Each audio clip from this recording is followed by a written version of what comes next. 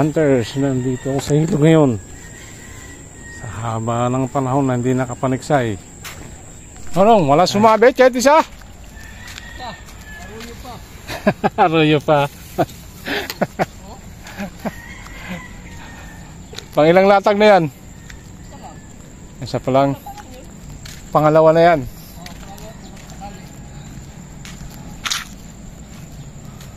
Wala, no? Dalag, may nahuhuli ka pa ba dyan na dalag? Ha? May nahuhuli ka pang dalag dyan? Ngayon pa lang ako nag-ano. Ewan ko lang. Hindi, nung nakaraan. Ay, oo. Marami. Marami ka nahuli. Ibig sabihin, may natitira pa pa. Marami pa nga maliliit. Maliliit pa, no? Oo. Pero mga tilapia, maliliit na rin, ano? Oo. Pero kasi dito may iba. Okay. Okay, sige. Doon ako banda. Sana makarami ka dyan. Bakit wala na ba rin sa iba? Ayaw kong pumunta doon. Nandito yung tricycle ko eh. Ha? Nandito yung tricycle ko. O nga dyan, wala doon sa ano? Sa tulay? Oo. Hala, high tide kasi. Yun lang. Maalat ang tubig pag high tide. Oo. Ayan si Manong, oh. Ayan si Manong. Nalatag.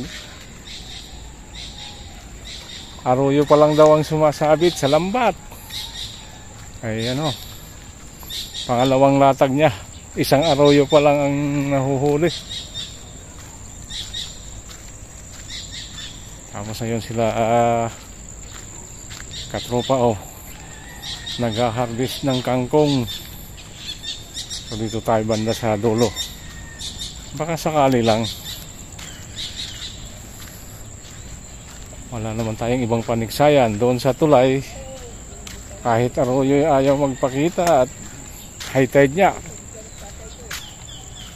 Siyempre pag high tide, maalat ang tubig. Kaya lubog ang isda.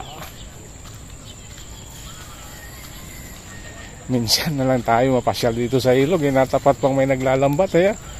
Napakaswerte talaga.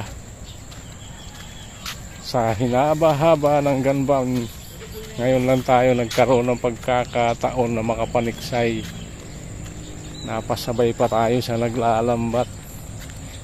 Dito kalatapos nang niya maglatag banda dito.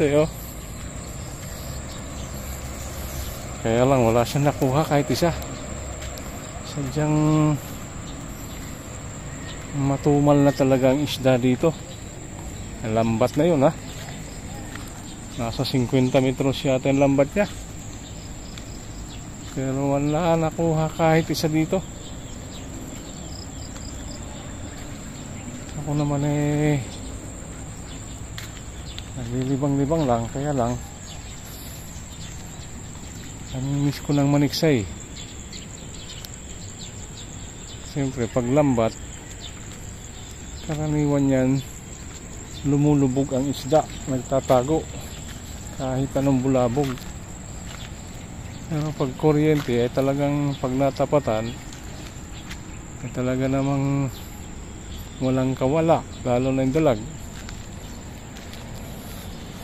Ang tag-araw ay araw-araw to kinukuryente, kaya ewan ko lang kung mayroon pa ditong isda na natitira. Dito sa tapat yung ito nakatatlong dalaga ko dito noon bago magganban. Pero abang-abang pa rin ako. Mga mag-stay ako ng mga 30 minutes. Ayan. Okay. Sabi ni Manong doon daw sa tulay. Galing ako sa tulay. Ni arroyo wala Kaya magtambay muna ako ng mga isang oras. Baka sakali may lumutang dito. Alright. Cut ko muna. Ayan guys. Akala ko wala na talagang pag-asa. Nagpakita itong dalag. Hindi naman kalakihan pero pwede na ito. Ayan oh. Pwede na yan. Galing dito si Manong naglatag ng lambat eh. Wala na akong, hindi na ako maasa na may lulutang pa. Pero ito nagpakita. Bakuli. Ayos nito. Thank you. Ayan mga kakatik sayo. Unang dalag sa unang paniniksay pagkatapos ng ganban. Ang tagal din. Ayan o. Akala ko walang magpapakita dahil ayan si Manong naglalatag ng lambat eh. Right. Abang pa ako. Mag-step ako ng mga 30 minutes baka sakali. Ayun, tapos na akong maniksay. Wala na nagpapakita ng isda dahil bulabog na. Dinatnan ko naglalambat. Mabuti pa nga, may nagpakita pang isang dalag. Kaya nakakuha ko na isang dalag. So hanggang dito na lang muna. Hanggang susunod na lang. Alam.